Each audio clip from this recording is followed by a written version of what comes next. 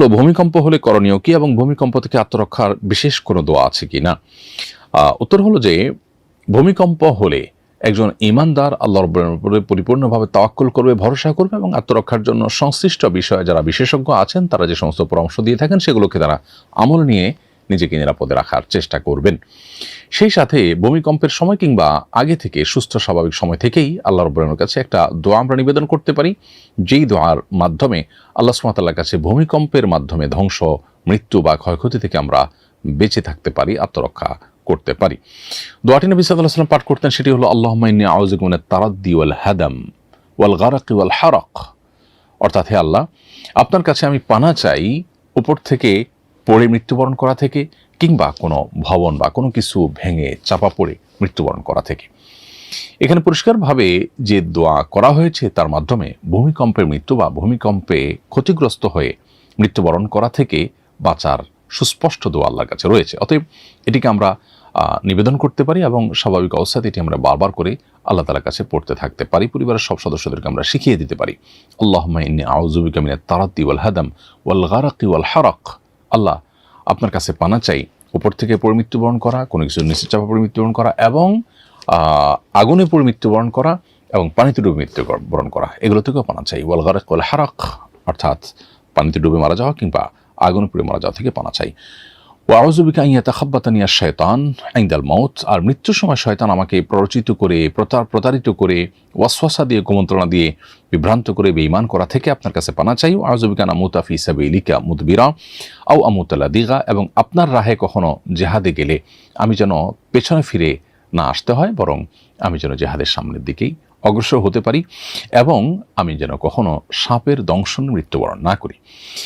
এভাবে দোয়া নবী সাল্লাল্লাহু আলাইহি ওয়াসাল্লাম করেছেন। যদিও এই যে মৃত্যুগুলো, এই মৃত্যুগুলো কোনোটি কিন্তু খারাপ মৃত্যু নয়, শুধুমাত্র জিহাদের ময়দান থেকে পলায়ন করা এটি খারাপ এবং কবিরা গুনাহ। বাকি যে কোনো মৃত্যু কিন্তু একজন নেককার মৃত্যু হতে পারে। অতএব কেউ যদি সাপের দংশনে মারা যায় কিংবা কেউ যদি পানিতে ডুবে মারা যায়, তাহলে সেক্ষেত্রে সেগুলো খারাপ কোনো মৃত্যু নয়। শয়তানের ওয়াসওয়াসা দিয়ে কেউ যদি, ওয়াসওয়াসার কারণে কেউ ঈমান ছাড়া মারা গেলেন, সেটা খারাপ। আবার সেই সাথে কেউ যদি আল্লাহর রাহে জিহাদ থেকে পলায়ন করেন, সেটা খারাপ। এর বাইরে বাকিগুলো কিন্তু স্বাভাবিক। তারপরেও আমরা সুস্থ স্বাভাবিক সময় আল্লাহর কাছে তওবা করে ভালোভাবে মৃত্যুবরণ করতে চাইব। কোনো ভবনের নিচে চাপা পড়ে, কোনো কঠিন পরিস্থিতিতে পড়ে ধুকে ধুকে মারা যাওয়া, এটা নিশ্চয়ই কারোর কাঙ্ক্ষিত বিষয় হতে পারে না। অতএব আমরা আল্লাহ তাআলার কাছেই দোয়া করব। এরপর যদি আল্লাহ না করুন কাউকে আল্লাহ তাআলা ধরনের পরিস্থিতিতে ফেলেন, তাহলে তিনি সবর করবেন, এবং প্রত্যেকটা কষ্টের বিনিময় আল্লাহ তাআলা বান্দাকে দিয়ে থাকেন। অতএব সবর করতে পারলে তিনিও বিনিময় লাভ করবেন। আমি আবারও দোয়াটি বলছি, আল্লাহুম্মা ইন্নী আউযু বিকা মিনাত তারাদ্দি ওয়াল হাদাম ওয়াল গারাকি ওয়াল হারাক ওয়া আউযু বিকা আন ইয়াতাখাব্বাতানি আশ-শায়তানু ইনদাল মাউত ওয়া আউযু বিকা আন আমুতা ফি সাবিলিকা মুদবিরা আও আমুতা লাদিগা। দোয়াটি অত্যন্ত অর্থবহ। আল্লাহর রাহে থেকে আমরা পিছপা হয়ে পলায়ন করতে গিয়ে মারা যাওয়া এবং শয়তানের ওয়াসওয়াসা এটা নিয়ে মারা যাওয়া অত্যন্ত খারাপ এবং গর্হিত। আল্লাহ আমাদের সব ধরনের এই মৃত্যুগুলো থেকে হেফাজত করুন এবং স্বাভাবিক ঈমানের সাথে নেককারদের মৃত্যু আল্লাহ তাআলা আমাদের সবাইকে নসিব করুন। এরপরে প্রশ্ন হলো, আমার বৈবাহিক সম্পর্ক বিচ্ছিন্ন হয়ে গেছে, এখন স্বামীর বাড়িতে ইদ্যত পালন করছি, ইদ্যত পালন অবস্থায় স্বামীর সংসারের কাজকর্ম করতে কি আমি বাধ্য? প্রিয় দর্শক, আপনার প্রশ্নের উত্তর হলো যে বৈবাহিক সম্পর্ক যখন বিচ্ছিন্ন হয়ে গেছে এবং আপনি স্বামীর বাড়িতে ইদ্যত পালন করছেন, নেসেসারি যে সমস্ত কাজগুলো আপনার, সে কাজগুলো তো আপনি করবেনই। এর বাইরে যেগুলো আসলে শরীয়ত আপনার উপরে দায়িত্ব হিসাবে চাপায়নি, স্বামী স্ত্রী সুলভ সম্পর্কের ভিত্তিতে আপনি করেছেন বা করতেন, সে কাজগুলো যদি আপনি করেন সেটা হবে আপনার পক্ষ থেকে বদান্যতা, কিন্তু শরীয়ত সেগুলো আপনাকে করতে বাধ্য করে না। যদি এই সময় বিচ্ছেদটাও যেন সুন্দর বিচ্ছেদ হয়, পরবর্তীতে হতে পারে কখনো আবার আপনাদের মধ্যে মনের মিল হবে এবং আবার আপনারা একত্র হতে পারেন বৈবাহিক সম্পর্কের মাধ্যমে শরিয়ার নিয়মের আলোকে। সেক্ষেত্রে এখন যদি সুসম্পর্ক বজায় রাখার খাতিরে সে কাজগুলো কন্টিনিউ করেন, সেটা দেখতেও সুন্দর। বিচ্ছেদ হয়েছে সেজন্য আপনি স্বামীর বাড়িতেই আছেন, কিন্তু সে কাজগুলো বন্ধ করে দিয়েছেন, এটা দেখতে কিছুটা দৃষ্টিকটু হয়, কিন্তু শরীয়ত আপনাকে বাধ্য করে না। আপনি চাইলে সেগুলো নাও করতে পারেন। আর নেসেসারি আপনার যে কাজগুলো আপনাকে করতে হয় সেগুলো তো আপনারটা আপনি করবেনই, এর বাইরে অতিরিক্ত কাজগুলো করতে আপনি বাধ্য না। কোনো ইবাদত করতে গেলেই মনে হয় আমি অনেক গুনাহগার, আমার ইবাদত কবুল হচ্ছে না, খুব হতাশা লাগে, কি করব? এটি শয়তান সাধারণত মানুষের মধ্যে সৃষ্টি করে। হতাশা সৃষ্টি করাটাই কিন্তু শয়তানের কাজ। অতএব ইবাদত করা আমাদের দায়িত্ব। ইবাদতের ক্ষেত্রে আমাদের লক্ষ্য রাখতে হবে যে আমরা ইখলাসের সাথে করছি কিনা, আল্লাহর সন্তুষ্টি অর্জনের জন্য করছি কিনা, ইবাদতটি সুন্নাহ সম্মত হচ্ছে কিনা, নবী সাল্লাল্লাহু আলাইহি ওয়াসাল্লামের বাতানো পদ্ধতিতে হচ্ছে কিনা। এই দুটি বিষয় যদি নিশ্চিত হয় তাহলে সেক্ষেত্রে লক্ষ্য রাখতে হবে যে আমি এর বিনিময়ে শুধু আল্লাহর কাছে চাই, অন্য কারোর কাছে নয়। ইবাদত কবুলের জন্য 3টি শর্ত আছে: ঈমানদার হয়ে ইবাদত করা, এবং সুন্নাহসম্মত উপায়ে ইবাদত করা, নবীজি যেভাবে করেছেন ঠিক সেভাবে করা, এবং ইবাদতের বিনিময়ে শুধু আল্লাহর কাছে আশা করা, মানুষকে দেখানোর নিয়ত না করা। তাহলে ঈমানদার, সুন্নাহসম্মত, ইখলাস, এই 3টা জিনিস সহ যদি আপনি কোনো আমল করেন সেটা আল্লাহর কাছে কবুল হবে। অতএব এগুলো এনশিওর করার চেষ্টা আপনি করবেন। এর বাইরে আপনাকে আর এই ইবাদত আদৌ কবুল হচ্ছে কি হচ্ছে না সেটা নিয়ে সংশয় করবার কোনো প্রয়োজন নেই। যদি অতিরিক্ত সংশয় করেন তাহলে ব্যাপারটি এমন হয় যে আপনি আল্লাহর ব্যাপারে অনাস্থা প্রকাশ করছেন, বা আল্লাহর কথার উপর আপনি ভরসা রাখতে পারছেন না, যেটা খুবই গর্হিত কাজ। এজন্য এটা আপনার মধ্য থেকে দূর করার চেষ্টা করা উচিত। অনেক সময় ওয়াসওয়াসা বা খুঁতখুঁতে যে ভাব আমাদের মধ্যে, এটা শয়তান সৃষ্টি করে, সেটা থেকে আল্লাহর কাছে পানা চাইতে হবে, এবং প্রয়োজনে আপনি ওয়াসওয়াসার কিন্তু রুকিয়া আছে, সে রুকিয়া করতে পারেন। ইনশাআল্লাহ আল্লাহ তাআলা আপনাকে শেফা দান করবেন। এরপর প্রশ্ন হলো, গত মঙ্গলবার রাতে রাজধানীর কড়াইল বস্তিতে ভয়াবহ আগুন লেগেছে। এ ধরনের ঘটনা আমাদের দেশে প্রায় ঘটে থাকে। মাঝে মধ্যে মন খারাপ হয়, মনে হয় এই দেশটা আর থাকবো না, অন্য কোনো দেশে চলে যাব। এই মনোভাবের কারণে আমি কি গুনাহগার হব? এবং এই ধরনের ঘটনার পুনরাবৃত্তি রোধে আপনার কোনো সুপারিশ বা পরামর্শ থাকলে দয়া করে জানাবেন।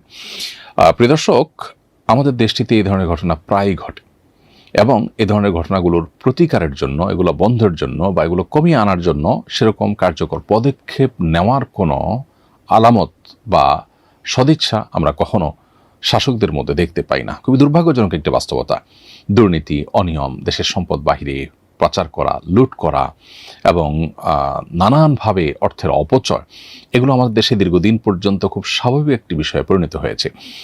আমাদের দুর্ভাগ্য যে আমরা সেই শাসন বা সেই শাসক কখনো পাইনি, যে শাসক আসলেই জনগণের কল্যাণে দীর্ঘমেয়াদে পরিকল্পনা নিয়ে কাজ করবেন এবং দেশকে পরিপূর্ণভাবে সমৃদ্ধ এবং উন্নত একটি দেশে পরিণত করবার জন্য সিরিয়াসলি কাজ করবেন।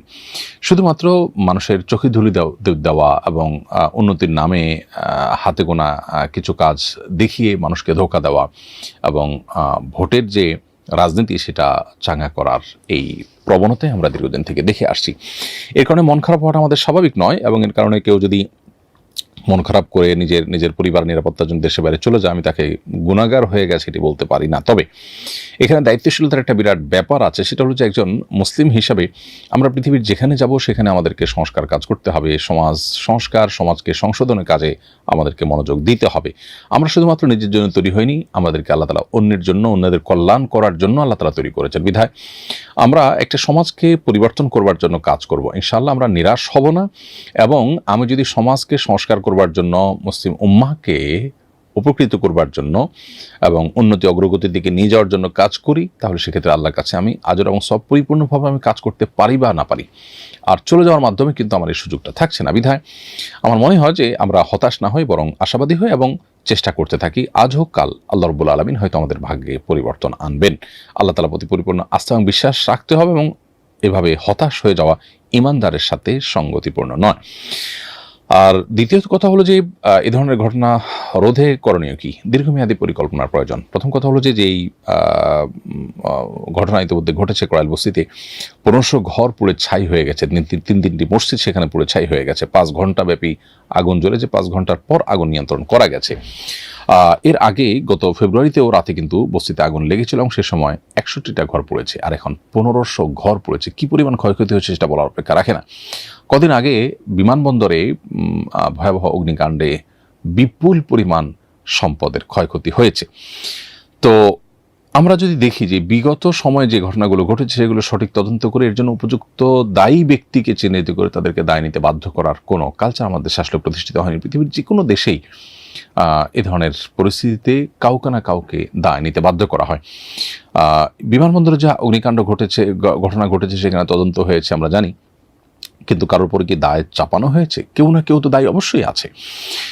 প্রত্যেকটা ঘটনার জন্য এরকম দায়ী ব্যক্তিদেরকে দায় নিতে বাধ্য করার কালচার আমাদের দেশে প্রতিষ্ঠা করতে হবে। সেই সাথে এ ধরনের ঘটনা যেন না ঘটে তার জন্য দীর্ঘমেয়াদী পরিকল্পনা নিতে হবে, অপশাসন দূর করতে হবে, সুশাসন প্রতিষ্ঠা করতে হবে, ন্যায় এবং স্বচ্ছতা জবাবদিহিতা নিশ্চিত করতে হবে, দুর্নীতিকে জাদুঘরে পাঠাতে হবে। দুর্নীতি এবং অনিয়ম রোধ করা ছাড়া একটা দেশের আসলে উন্নতি কোনো দিন সম্ভব নয়। বিধায় আমাদের দেশে সবচেয়ে বড় অভাব বা দুর্ভিক্ষ বলতে পারি সততার। বিধায় এই সততা এটি প্রতিষ্ঠা করার জন্য একদিকে যেমন ধর্মীয় শিক্ষা, নৈতিক শিক্ষা এটি বাড়ানো দরকার, অপরদিকে আইনের কঠোর শাসন এবং সেটার প্রয়োগ দরকার। আল্লাহ রাব্বুল আলামিন আমাদের সবাইকে রক্ষা করুন, হেফাজত করুন এবং যারা ক্ষতিগ্রস্ত হয়েছেন তাদের ক্ষতি পুষিয়ে নেওয়ার তৌফিক দান করুন। প্রিয় দর্শক, দেখতে দেখতে আমরা অনুষ্ঠানের একেবারে মাঝামাঝি পর্যায়ে এসে পৌঁছে গেছি। সময় হয়েছে ছোট্ট একটি বিরতিতে যাওয়ার। বিরতির পর আবারও ফিরে আসবো ইনশাআল্লাহ। আশা করছি আমাদের সঙ্গেই থাকবেন।